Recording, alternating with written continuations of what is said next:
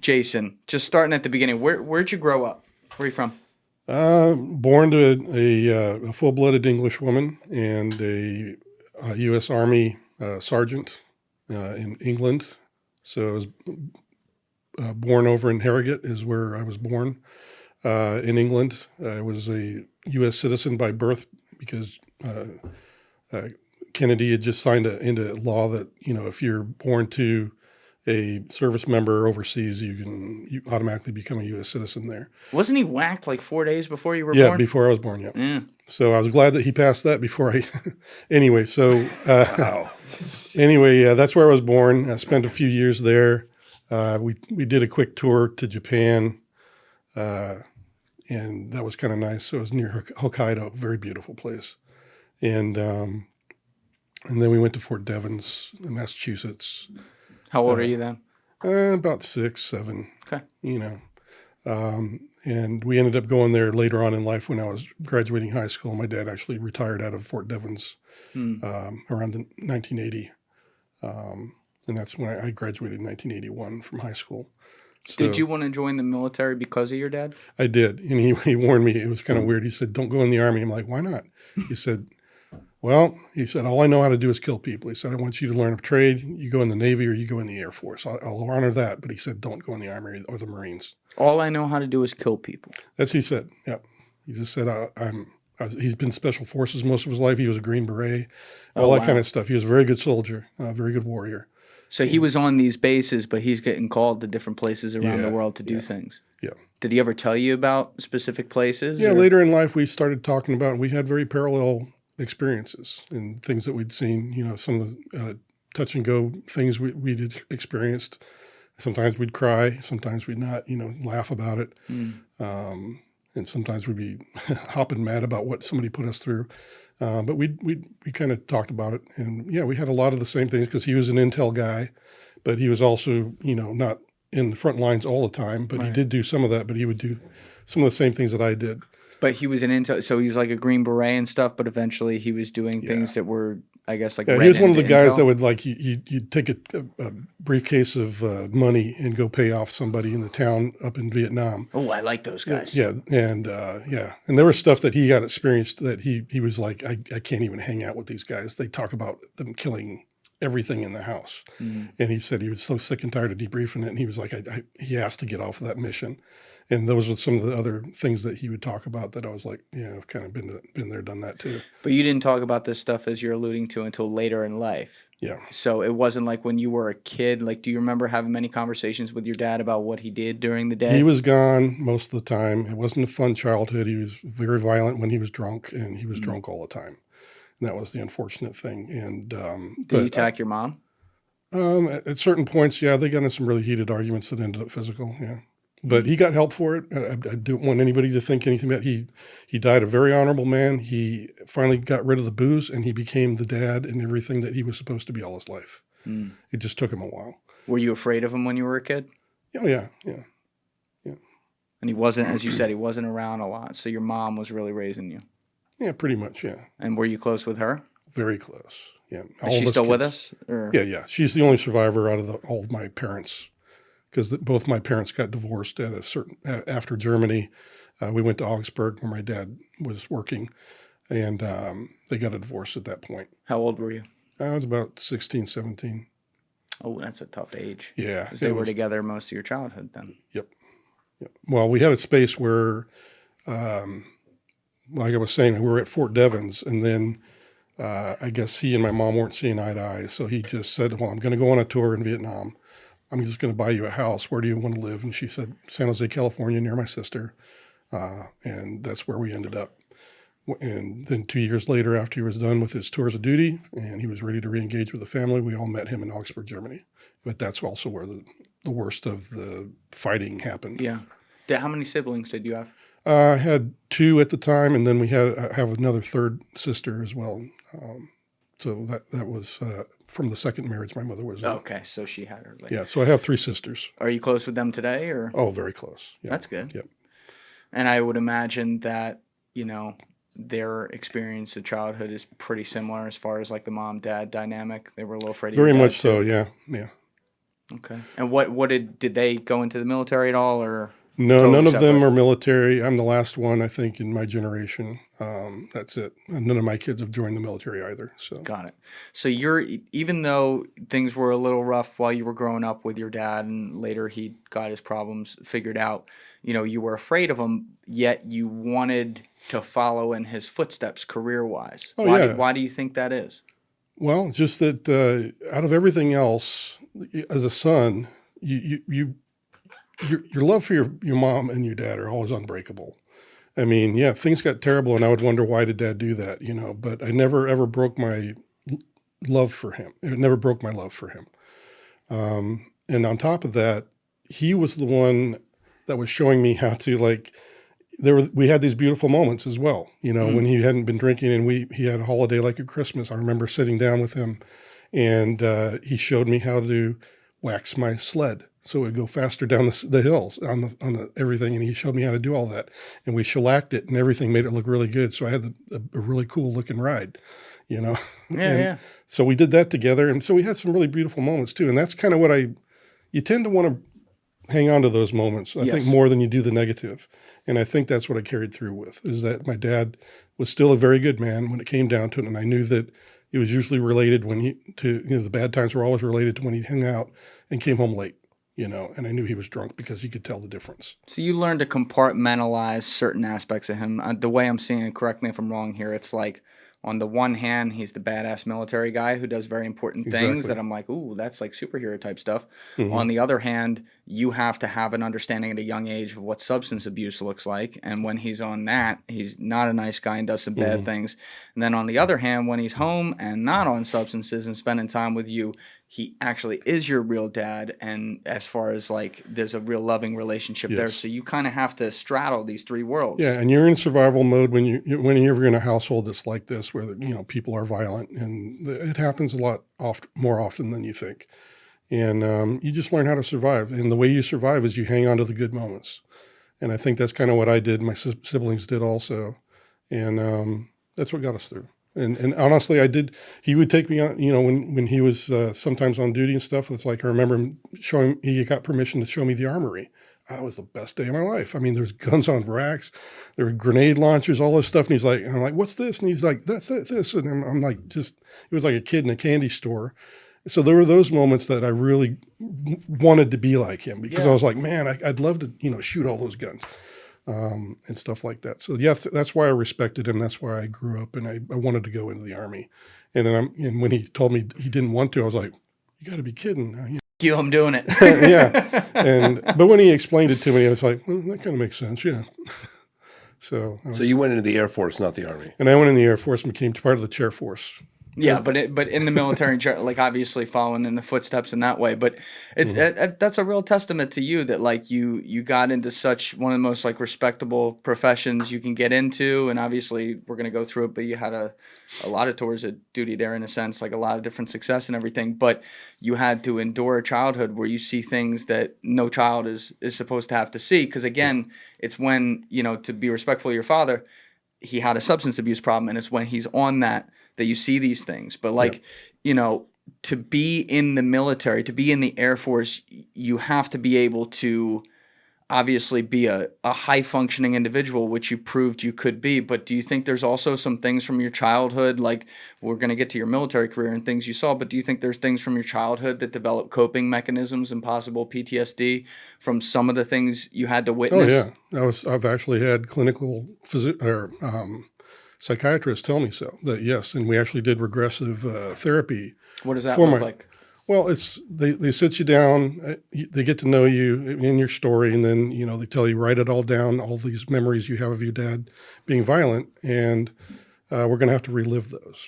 Mm, Not under hypnosis or anything, but we talk it over, and sometimes I'd cry and I'd be angry all over again. But the whole idea is that you kind of tear the scab off, yes.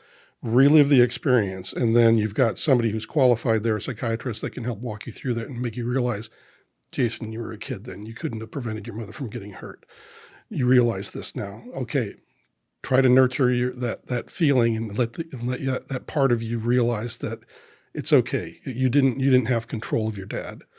and your mom fighting, and that's the kind of context you get from regression, is that you have to tear all that terribleness off, relive that memory, and then give it new context. So even in a way, maybe I misunderstand this, but it's like you were just a kid, but you felt like you were carrying like some guilt for that, for not being able to stop it. Like, what that are was you, the what are you hardest. supposed to That do? was the hardest thing for me to do. Is just I wanted. When they asked me about it, I would break down and cry, and I'd be like, "You got to understand, you're cowering in your own bedroom sometimes when he would come home late at night." I had exactly the same thing happen. I was going to try to kill my stepdad with a baseball bat. Yeah, I ended up I getting. watched him abuse my mother, So and many I was times. like, I'm going to kill this guy. And my mother was thrown across the room pregnant with my younger sister. Oh my God. And I saw this whole thing, and I looked at the baseball bat. This is the first time I ever had telepathy in my life. Yeah. I looked at the baseball bat. I was in bed because the fight ended up in my bedroom, and I was 12. And I looked at the baseball bat, and I was like, I'm going to kill this guy with the baseball bat. I didn't know what else to do.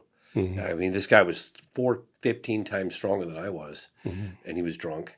And I looked at the baseball bat, and I looked at my mother, and my mother was like on her back. She got thrown through the closet. She was on the rack pregnant with my younger sister. And she looked at me, and she communicated like that. If you miss, we're all dead. Yeah. But I remember looking at going, I was 12, and I was 12. like 12 years old. Yeah. Jesus Christ. So I know exactly. I've been there. It's playoff time, and that means it's now or never. Don't miss out on the last few weeks of football action with Prize Picks, the best place to win cash while watching the playoffs. In each of the last 3 weekends of this NFL playoff season, you can now win up to 1,000 times your money on Prize Picks. Think Lamar Jackson's going to pass for more than 250 yards this weekend? Or Saquon Barkley's going to have over 1.5 touchdowns? Lay your action now with Prize Picks. Cook up hot takes with your friends and win real money this football playoff season when you and your crew run your game on Prize Picks. Last weekend, when my beloved Eagles were playing the Packers in round 1, I had Josh Jacobs getting over 70 yards rushing as a pick, and I had Saquon Barkley getting over 118.5 yards rushing and receiving. Saquon made it by about 4 yards, and anyone who picked Saquon to get a touchdown, they took a really bad beat there when he laid down and didn't take that one to the house at the end, if you know what I mean. But that's neither here nor there. The important thing is you can sign up for Prize Picks today and get $50 instantly when you play $5. You don't even need to win to get the $50 bonus. It's guaranteed. So click my link in the description below to download the Prize Picks app today and use code Julian to get $50 instantly after you play your first $5 lineup. Once again, you can download the Prize Picks app by using the link in my description below and use code Julian, Julian, at checkout to get $50 instantly when you play your first $5 lineup. Prize Picks. Run your game. Yeah, It's You intense. unpack this way later. Very, though. very You intense. do. You unpack all that later on, and I could tell you that one of the experiences we had to relive was a night when he nearly killed my mother. What happened? He just came home drunk and wanted her to cook him a breakfast at 3 a.m. in the morning, and was yelling at her about it because he was just drunk and he was hungry. You wake her up out of bed? Yeah, kicked her with his cowboy boots on and everything. Were you asleep and woke up Yeah, and heard the whole this? house woke up, and the thing was that you just shut up, you cower in your room, you just wait till it's over. And this was the night when I knew if I didn't do something, my mom would probably be in a hospital or dead. What did you do? Oh, I had to. I finally got the guts to stand up to him, is what I did. What'd you do? I was just tears were rolling down my face because my door was kind of facing the wall that he had my mother pinned against, and he was literally choking her, and she couldn't breathe. And I was like, I have to do something. And I stood up, and I don't know what possessed me, but I walked out, and I just kind of grabbed him by the shoulders and pulled him back, and he kind of like let go of my mother, and he looks at me with this shocked look in his face, like, you're standing in front of me? What the hell, And I just said, Dad, you are killing Mom. And he just kind of Woke up. he woke up. He got sober real quick at that point, and he went right back to his bedroom. And then I grabbed my mom, and she was still kind of gasping. I said, "Are you okay? Can you breathe?" And she was like, "Yeah, she's trying to get her breath back." So that's what happened. How old are you when that happens? That was when I was 16, 15, 16. It was getting near the end of their marriage as well. That's in Germany when that was going on? Yeah, that was in Augsburg. So that's what you have to live through. And yeah, you do have to parse it, and you do have to think about, what the situation's like. Do you think part of me, and this might be totally off base here, I'm sorry if it is, but do you think part of like joining like literally the military, like going into the Air Force or something like that, is also to kind of channel I don't want to even say like rage, but channel some of that energy into something that you view as like the highest level of being productive. I could agree with that because one of the things that happened early in life, because the situation at home was so bad, was there's a part of me at a very young age. I remember honestly thinking, I'm never going to be like that. I didn't hate my dad, but it was like, I'm never going to be like that. And I never was. I never struck anybody out of anger and things like this. I mean, yeah, I've yelled at my kids sometimes out of frustration, but I've never really done any of that like he did. And I never really got into alcohol like he did. I mean, I've had my party days for about 2 years in Sembach, but after that, I kind of was like, I'm done. I'm done, you know? So I made good on my promise that I wouldn't be like that. And I've been that all my life. I mean, yeah, I'll drop a few on some beers or something and we'll have a great time, but I don't get, totally drunk. Good for you. So I've made good on that promise to myself, even as a kid, that I knew that I wouldn't be like that. But at the same time, there were some other parts of this that took maturity to get through, like pretty soon after that choking incident I just told you about with my dad. My sisters all are very much more scared than I was at the time. They said, Jay, you're the only person that can tell mom and dad they need a divorce because I don't want him to hurt mom anymore. And I had to sit down with my dad and tell him it's okay to get a divorce. You did that. I did that. Yeah. I don't think I've ever heard that before.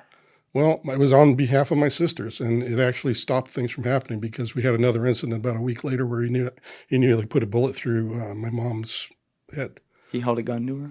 Yeah, he went out after her, and he was going to put a bullet. He actually loaded the gun in front of us kids and said, he pulled out a .357 Magnum. He said, these are real bullets. And he said, I'm going out to kill your mother. Shh, out the door. I had to call the cops. And luckily they caught him in the parking lot when he pulled it out and he tried to take a pot shot.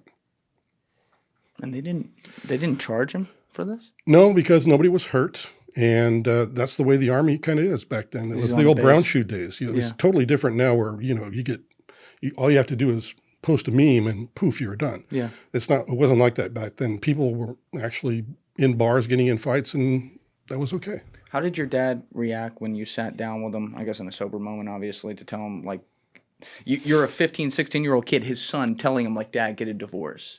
Like, how does he even respond to that? He kind of just looked at me for a minute, and I could tell he was mulling it over. He was, like, very surprised that I even said it. But then after a long pause, he just said, yeah, maybe so. And then he just thought about it. And I walked away and went into my room and just read some books or whatever else I felt like doing that day. And he thought about it, and sure enough, a little while later, that's exactly what happened. Wow. That's, like I said, I've never heard anything like that. That takes well, the whole serious thing, balls. You know what's silly about the whole thing is that after that event and they got their divorce, my mom and dad sat us all down as kids and said, who do you want to live with? I was the only one that wanted to live with my dad. And I don't know. My dad thought I did it out of sympathy or some other lower emotion in my mind. Because later on in life, when he was in his 50s or 60s, we had a heart-to-heart, and he asked me, well, why did you do that? Yeah. He said, all your sisters went with your mother. You were the only one who stayed with me. And I said, you needed me. And he just cried. And he said, and it ended up, this was after he'd been through the Alcohol Anonymous, and it still brings tears to my eyes, but he literally broke down right then because we had been through so much. And he said, you remember when you came to that meeting? And I finally confessed to the whole group of the AA folks there, and he said that I was part of his reason for healing. He said, I needed somebody to love me. He said, because I'd done so many bad things. He said, I didn't even know why you stayed. He said, but I was very thankful at the same time. And we got to know each other. And after 10 years of going to AA, he finally gave it up. And then he finally said, I get it. And when he brought me into that meeting and he looked directly at my face and he said, I'm done, son. But he told everybody that it's your love that got me through this. That's amazing. Obviously, you have a huge, and I can see it on your face right now, obviously. Yeah, I'm fighting tears, yeah. But you obviously have a huge heart because on one hand you want to protect your younger sisters and everything. Yes. On the other hand, you want to protect your mom who can't protect herself. On the other hand, you love your dad. You just wish he didn't do this one thing because it makes him a horrible person when he does that. But you were able to put that aside and say, like, this is my dad. He can get better and he needs me to get better. Yeah, I don't know what told me that inside. I just knew that I loved him and I didn't want him to go through it alone. I knew that was really my driving force. And actually, after 10 years of him finally trying to get through recovery, because he'd start and he'd stop, he'd start and he'd stop. Yeah. But it took him 10 years to finally give it up. And then he became all the man and dad, the husband, everything he should have been all his life. Just he blossomed.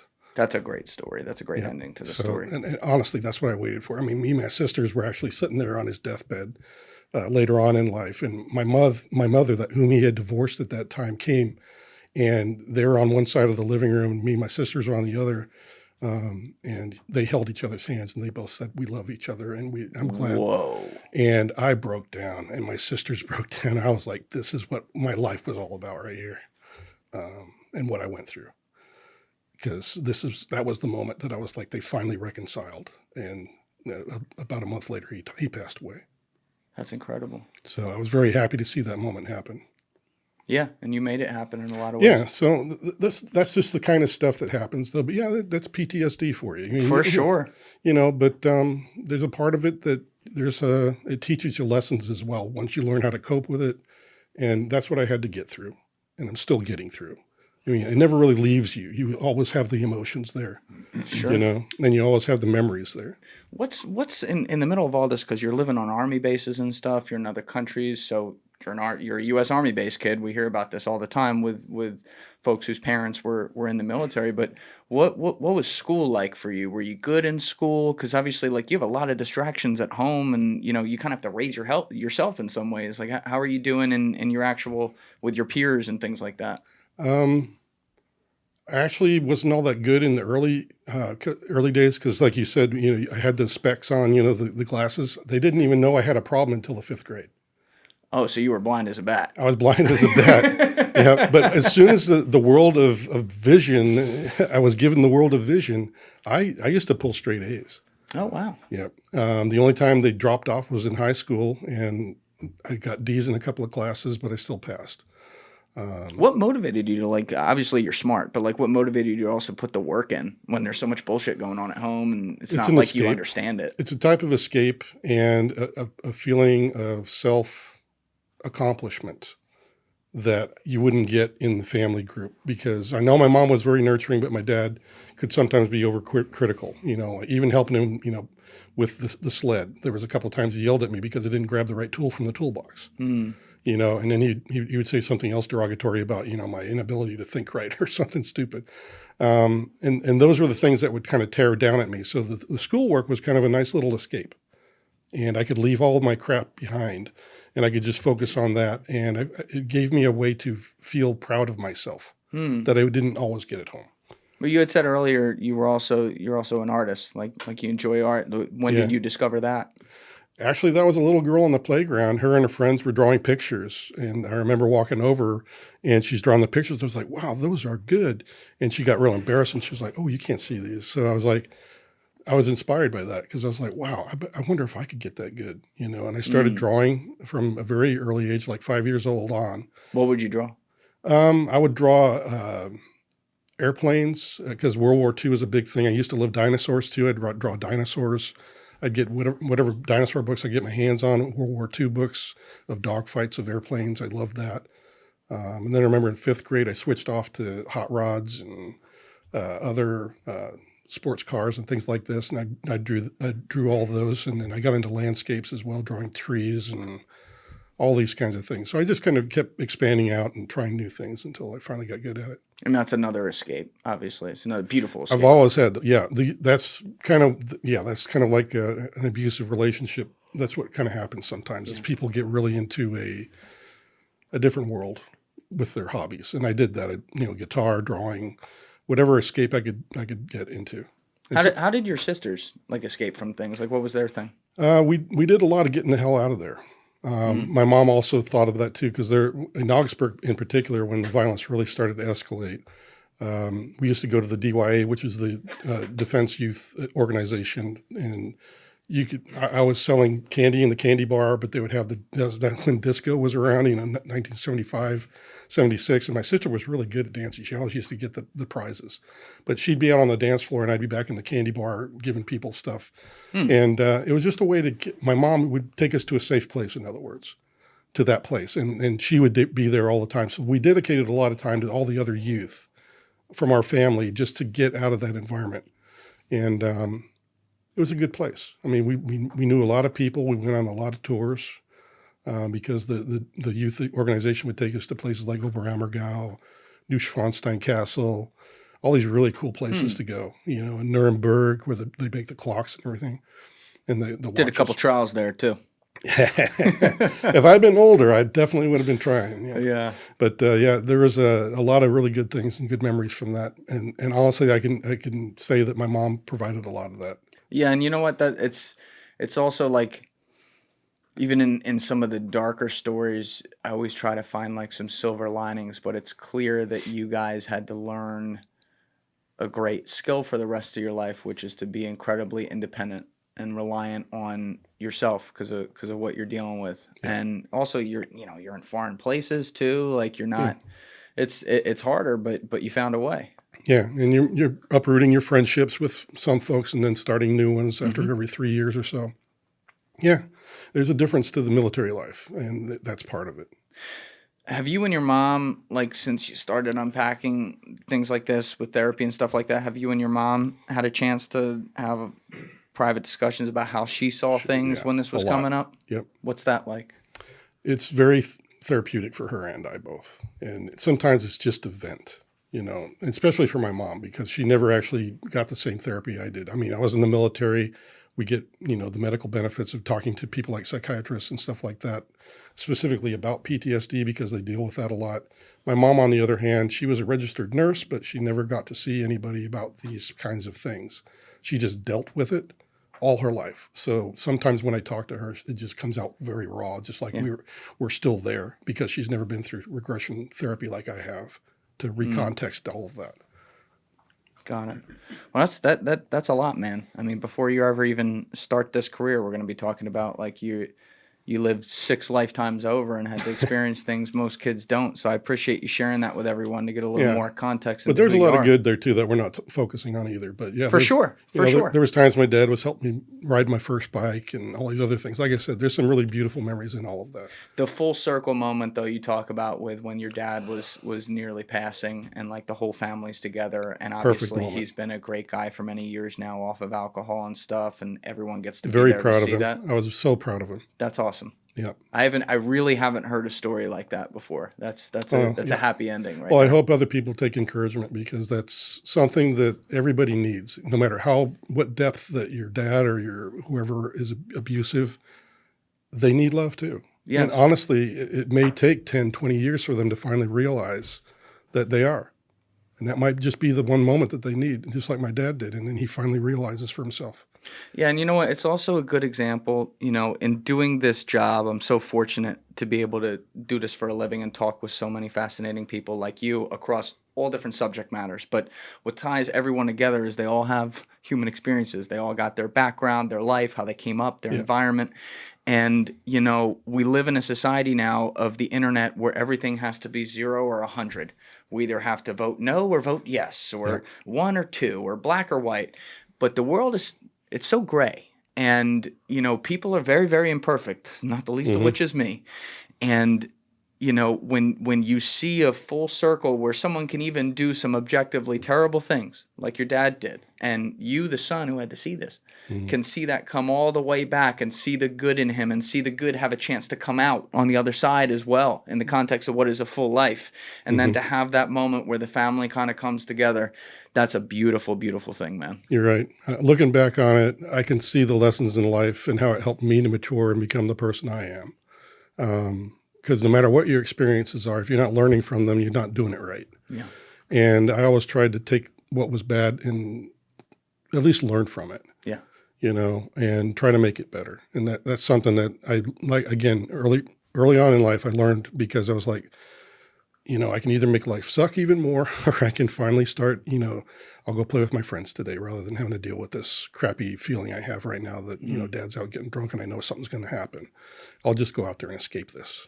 And you learn how to cope like that, but then you start to also learn, all these maturity things that help you mature later in life, because now you can reflect on all of that. For sure. And realize that these are the ways people get through things. Like you said, the gray area of life that is not so, if I'd listened to half of the people that wanted me to do one thing with my dad and not the other, yeah, they would have had him in jail. For sure. But here it is. He needed love. I remember just a couple of years ago, the stepdad that I was talking about earlier, when I was going to try to kill him with a baseball bat. I didn't say kill him. I was going to try to neutralize him because he was a clear danger to my family. Yes. And I don't know if death was on the mind, but I wanted to neutralize the threat, basically. But I got contacted in the middle of the pandemic, and one of his daughters, one of his daughters, reached out to me, and she's like, Dan's on his deathbed. He's got, 24, 48 hours to live. Oh, wow. And is there anything you'd like to relay a message to? I thought it was kind of odd that she reached out to me. And I don't have the fondest memories, obviously. But I was like, you know what? I wish him well on his next journey. Just you can relay that to him. I didn't want to give him any negative. So I said, I wish you well on your next, And that was how it all ended. Because I like to think of people as giving them another opportunity to, that there's some good there. Yeah, people are going to have to answer for things they do, especially if they're not repentant about it or anything. But, the older I get, the more I understand when you hold that hate in your heart. Not good. And you hold on to those grudges, and there's natural human emotions you have in the moment with things, for sure. But when you let that carry you down, it ends up having a bigger negative impact on you more than anything. You know, and when you free them of that with a level of forgiveness, or just a sign of goodwill like you did, it's actually more powerful for you, and they're going to deal with their maker how they deal with them. Well, here, James, would you say now that because now you've matured from all of that, just like me, I think back on those days, and now I'm able to actually think about, well, my mind is what I make of it. If I allow positive or negative in there, it's just like they talk about those wolves, whichever wolf you feed is going to be the one that's stronger. That's right. And would you say that that's kind of how you feel now, is that you fed the right wolf, and rather than letting the other one just, eat the meat and I said when we closed the deal and I was losing all the money that I made from Moment of Contact and hadn't even paid back our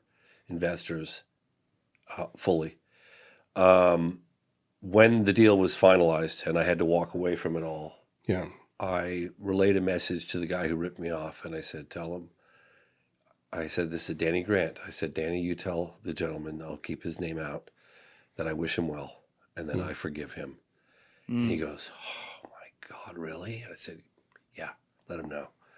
Because to me, that was a way of like, hey, shit happens and it's absolutely diabolical. I'd like to think that this guy didn't deliberately rip me off, and that I'm going to forgive him. And it was just like, who was that the guy that was, come on, James, I'll think of his name in a second. Gandhi. Muhammad Gandhi? Muhammad Gandhi. Muhammad Gandhi apparently blessed his killer. He did. Yeah, the guy killed him, and as he was dying, he blessed him. It was like, whoa. Yeah, that comes. It's so powerful. Can you imagine? Yeah. Yeah, so anyway, I'm not, So you did experience that then? I did, because I felt like I just wanted to kind of rise above it and let it go. Let it go. Let it go. Don't harbor that ill. Am I upset about it? Yeah, of course I am. I'd be lying to say I wasn't. And did it really devastate me financially? Of course it did. But I'm going to pick myself up by the bootstraps. My dad used to say to me, life's what happens when you're busy making other plans. Pick myself up. Great quote. Yeah. And move on.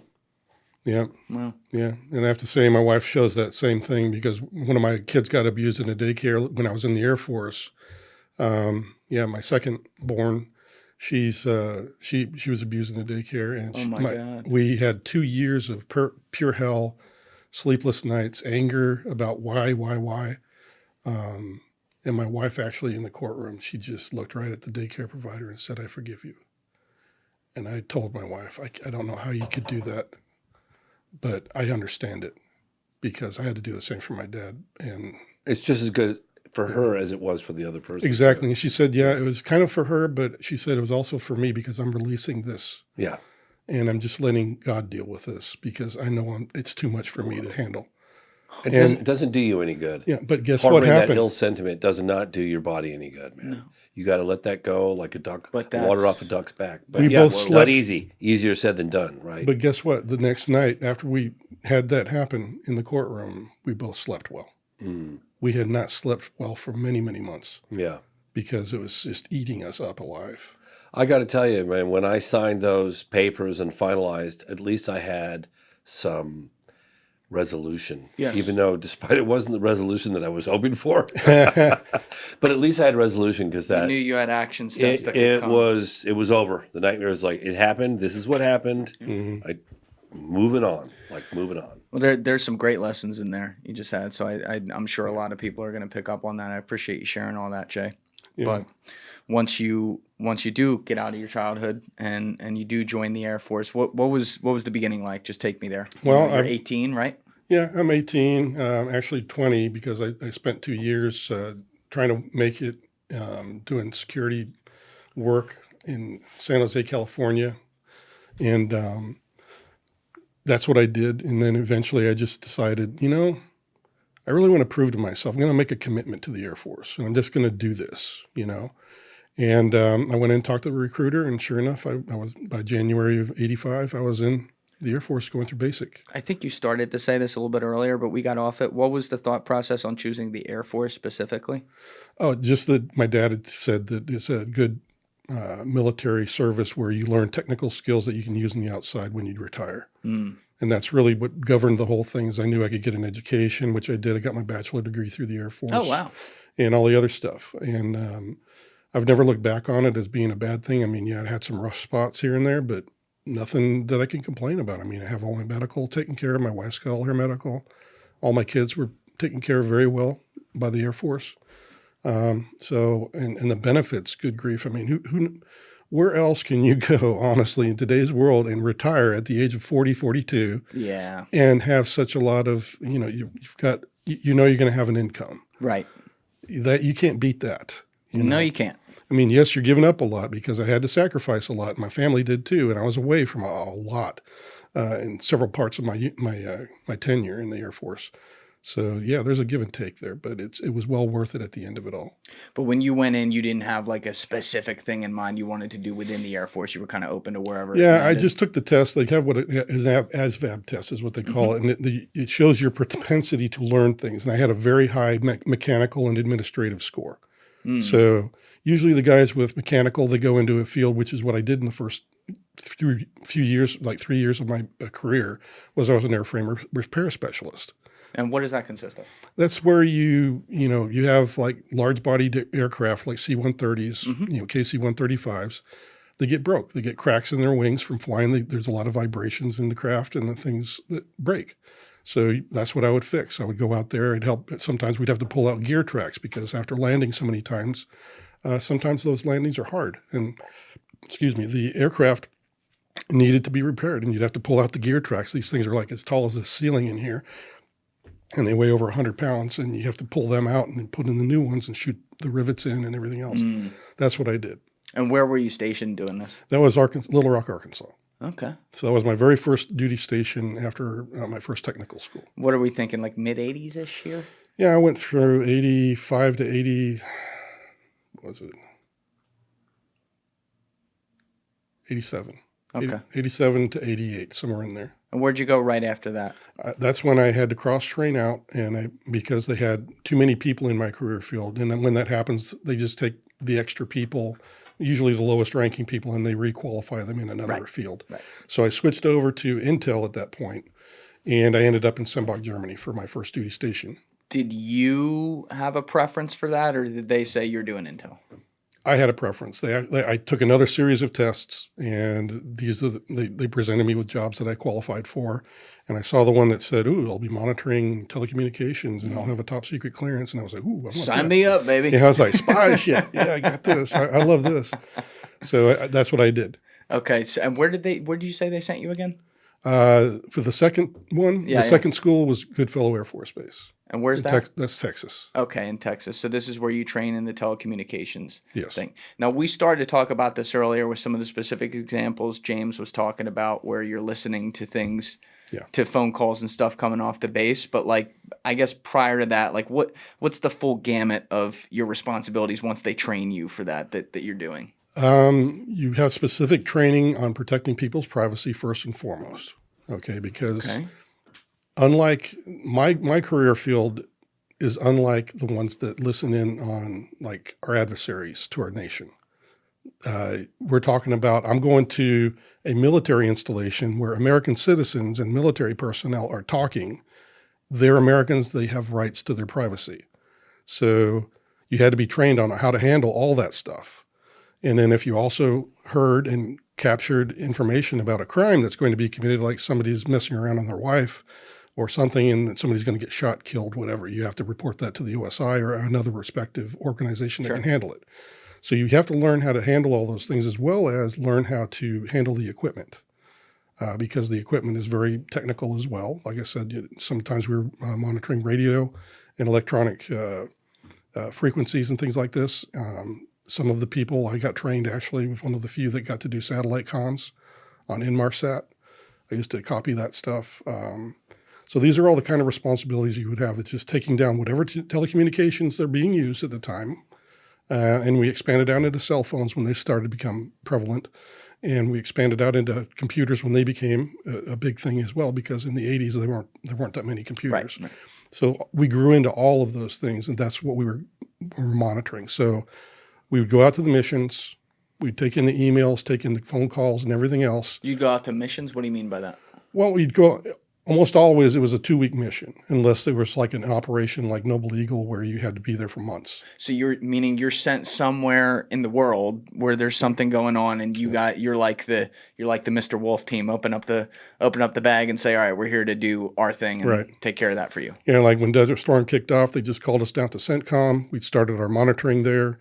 We covered down on some of the missions that they had there, and they actually did change some of their plans because of what we intercepted, and they wanted to make sure that what they were doing was going to be kept secret. Are you able, without revealing like classified specific stuff, can you say like an example of something you might have intercepted? Yeah. I remember one day in particular that ended up being a big deal was at some point when we had entered into Iraq, you know, when Saddam had put all the burn pits out there and filled them full of oil and just started on fire.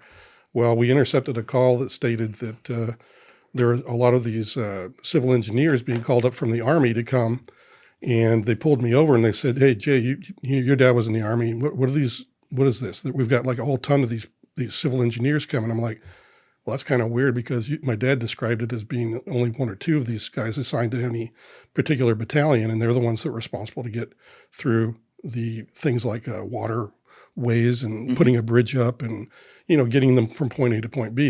And sometimes they get into explosives and things like that too. But here we are, you know, just the beginning of the Desert Storm that, you know, Saddam has these pits. And I just put the 2 and 2 together. I'm like, well, if I were to use, you know, a whole bunch of civil engineers for a particular job, what would I do that with? Well, maybe they're going to come in and fill in all of these pits that are burning right now and preventing them from, you know, getting from point A to point B. Well, and sure enough, that's what they were planning. That is what happened. And they briefed the general, and he flew through the roof. Schwarzkopf, he flew through the roof. That's pretty cool. So you impact things on a serious level. Yeah, there. so they delayed that part of the plan. And I think they came up with a deception plan also just to make sure that it went down properly. And you saw how we kicked butt. Oh, yeah. So that was quick. What would have happened had you not happened? What would have happened? People's lives could have been in danger, because if there was any inkling that Saddam would have had a precursor that that's what we were going to do, the critical time for these civil engineers is when they're actually like trying to bridge through that fire zone or the burning pits.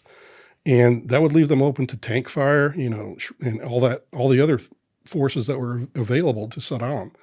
And he would have precursors to the next steps because he would know where we were coming from and where he would best put all of his forces. So you could have saved a lot of lives. Maybe. I don't know. Could have. I could have. Yeah. Well, my team could have. Right. Bottom line is you're on the front lines of some of the most serious stuff for your job, like affecting it how you guys do it on your Yes. Communications intel. Yeah. Yeah. Exactly. Did you like your work?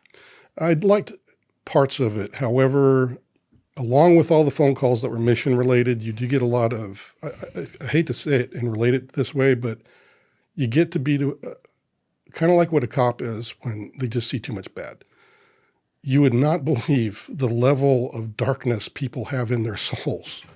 And when they don't know they're being monitored, the kind of crap you get exposed to in their lives, it affects you because you're like, holy crap, I just heard this. What kinds of things? Just awful things like, pastors that are sodomizing their staff. You're talking really serious crap. And you do have to report on some of that.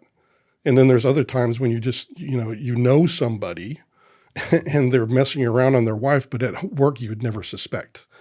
And so you're like, I know who you are and I know what the hell you're doing.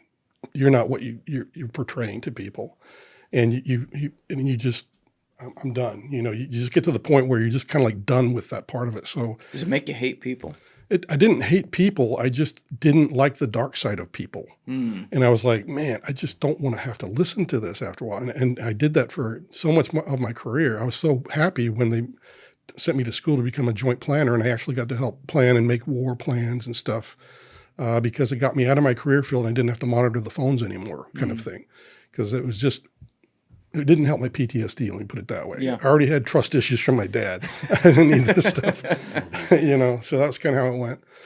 So yeah, it didn't help the PTSD. All right. So Desert Storm, I would say, just looking at the timeline here, though, that would mean that. Was it 91? Yeah. Like, yeah. 91? Yeah, 90. I think it's 91. We can check that, Alessi, but I'm pretty sure it's 91. So it's shortly after this where you get sent to Nevada, right? Yep. Yeah, I go from Sembach, Germany for my first two years as a 1N6. A 1N6? Well, at the time it was called 209. We were 209s. English? That's a career field designator. It's Okay. usually a 6-digit number, and it has in there your precursor numbers, the first 3 digits, and it tells you your career field. So 209 was my career field, and then it starts the next 2 numbers. Designate at what skill level you are. There's 3 skill levels. You're a skill level 3, you're an apprentice. Skill level 5 meant you were a journeyman, and you've been doing it a while.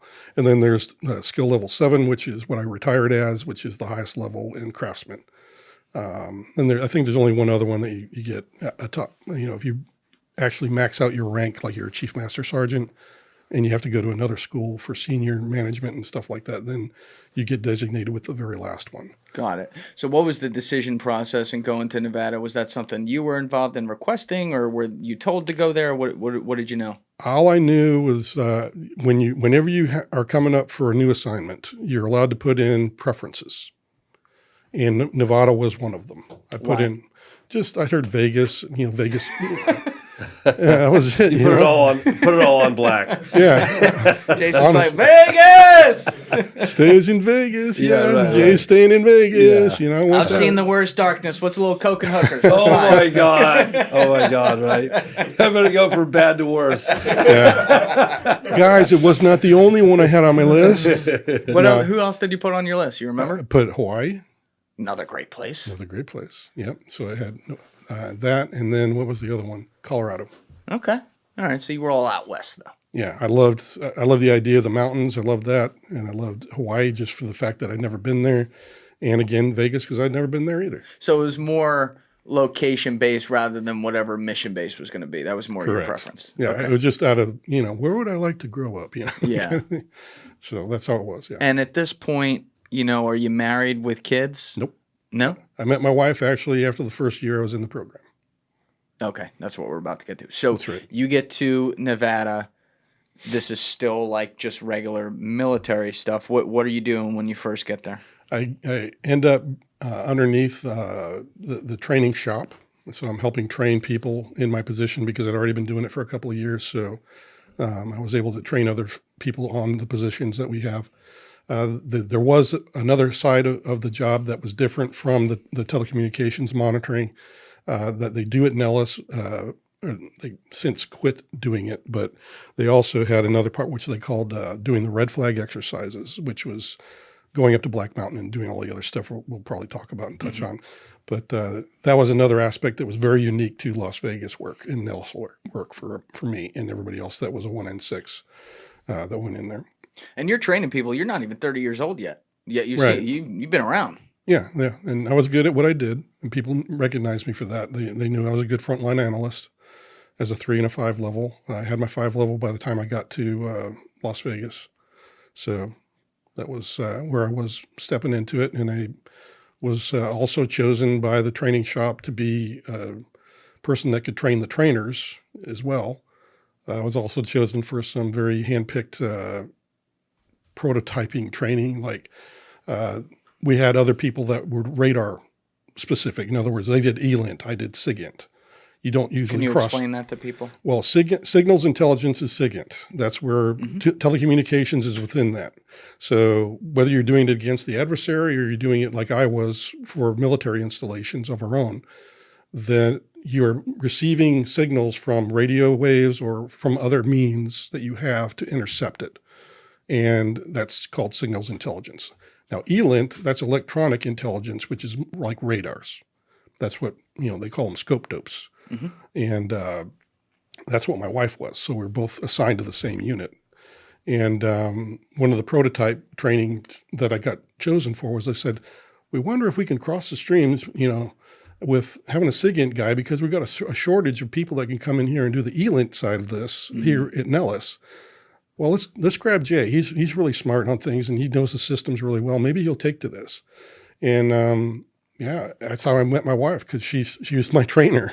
Oh, so she was in the military too? Yeah, we served up until about the 10-year mark. Then she got out after our second child, after all that rigmarole with my child getting abused in a daycare. Yeah. Oh, that's right. We already talked about this. Yeah. So that happens as I walk you guys through it. But anyway, that's how I started. Were you living in Las Vegas proper, or were you just where were you living? North Las Vegas. You were living in North Las Vegas. Yeah, I lived right across the street from the mayor of North Las Vegas. And how far were you from the Nellis test range?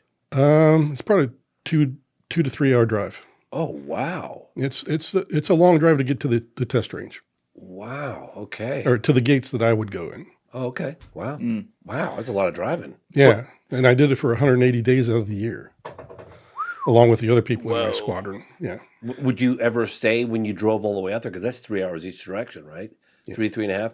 Would you ever stay out in a bunker? Well, that's what we did. You would? Yeah, we would go up there and do the red flag exercise for 2 weeks. Then we'd change out crews, and then because we had a little place up in Beatty and Tonopah, there was our favorite hotels that we'd always book whenever we were doing our exercises. But that's how we would do it. We would just every 2 weeks we'd change out the crew. Okay, so you weren't having to go back and forth okay. Oh no, Got it. No, it was not like a daily trip. Got it. No.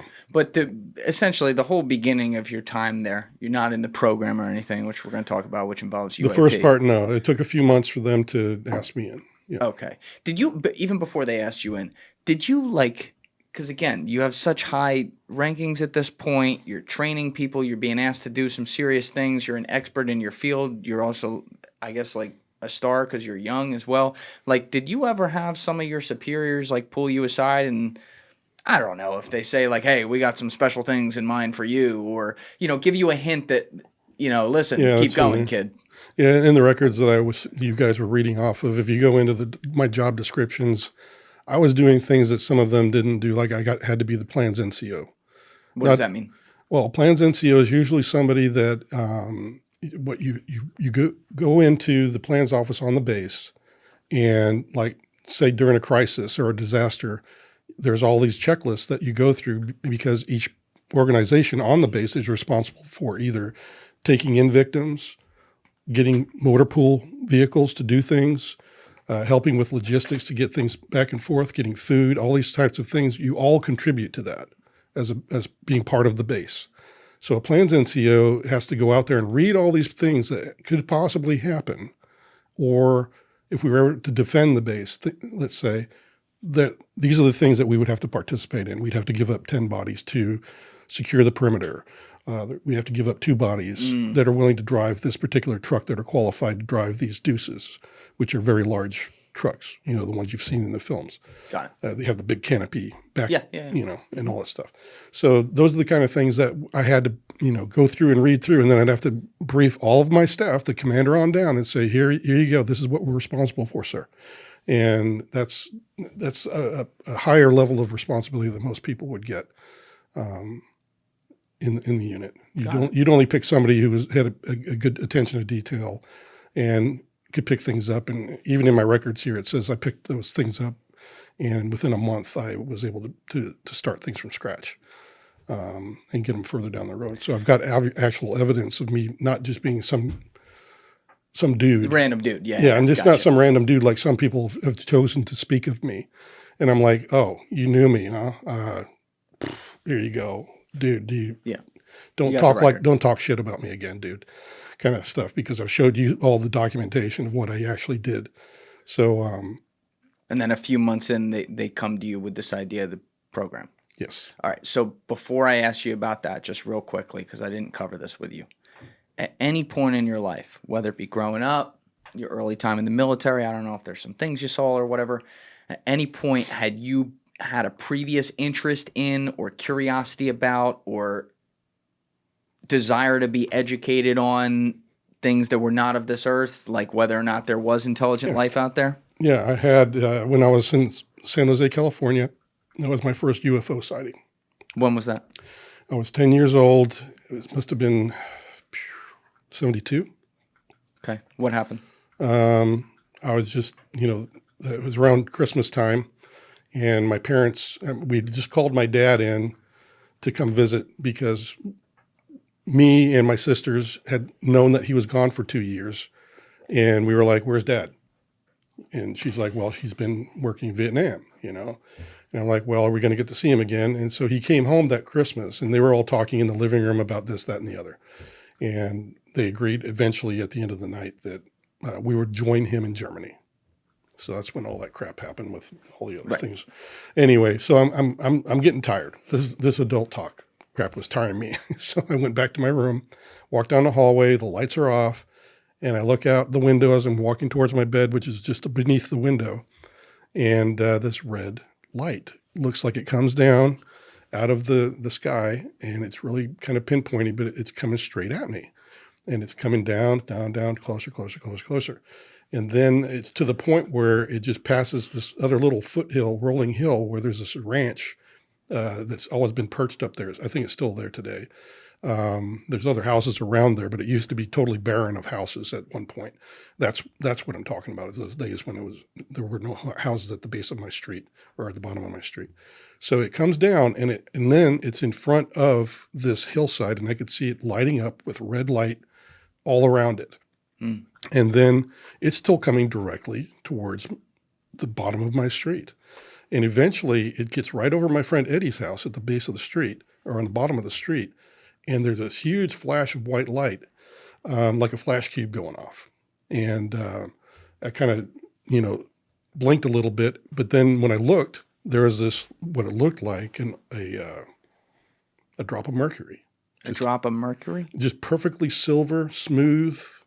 Because he was my friend's house was only like 3 or 4 rooftops from mine, so it wasn't that far away. It wasn't even a football field. And this thing is right over his house, just hovering. Like, here's his rooftop. This thing is right in his backyard, like this, and it's this shape. It's kind of how big would you say it was? 30 foot. Oh, 30 foot. Yeah.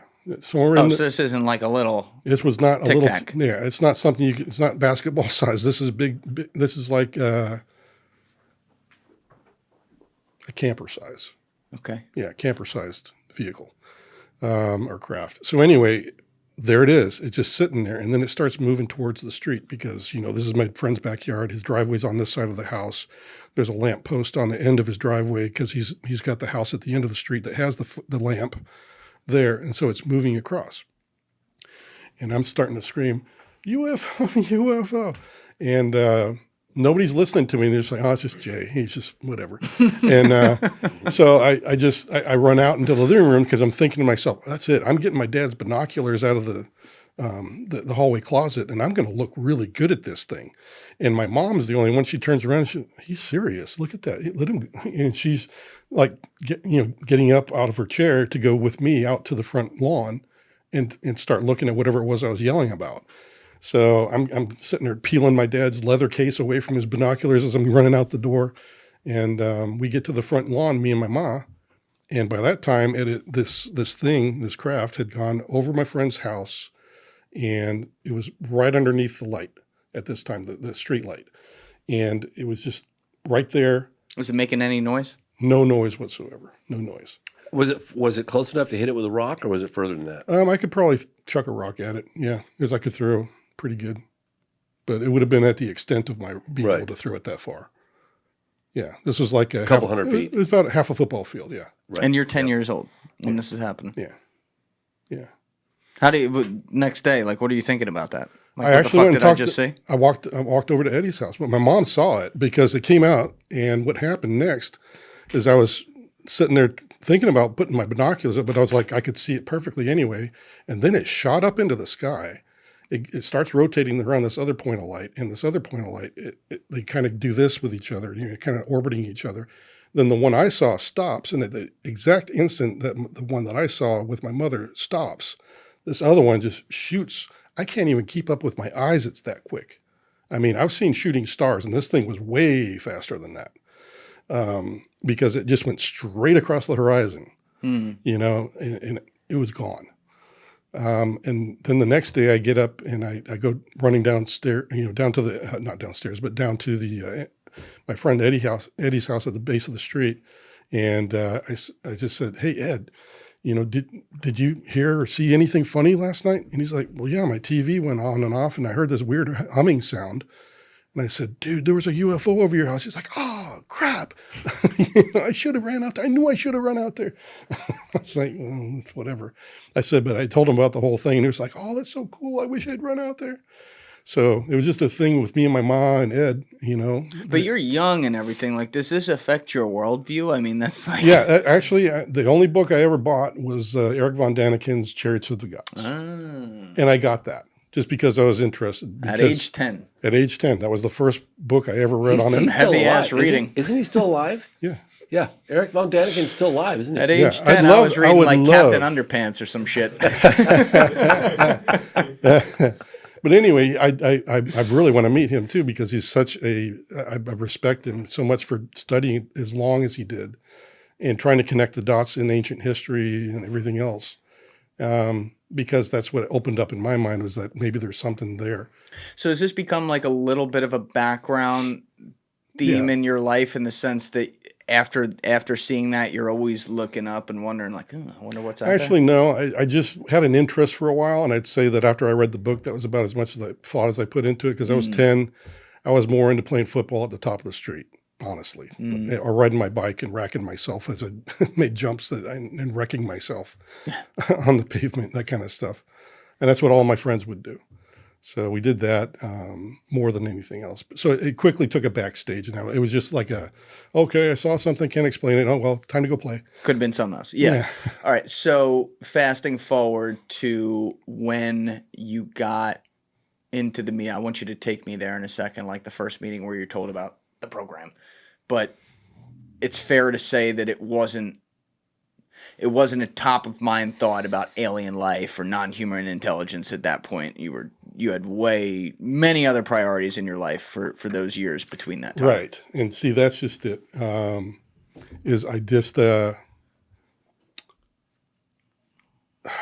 guess we did talk a little bit about it because the first time we went up range for the red flag exercises and training and everything, people automatically, everybody who was new to it started talking about Dreamland.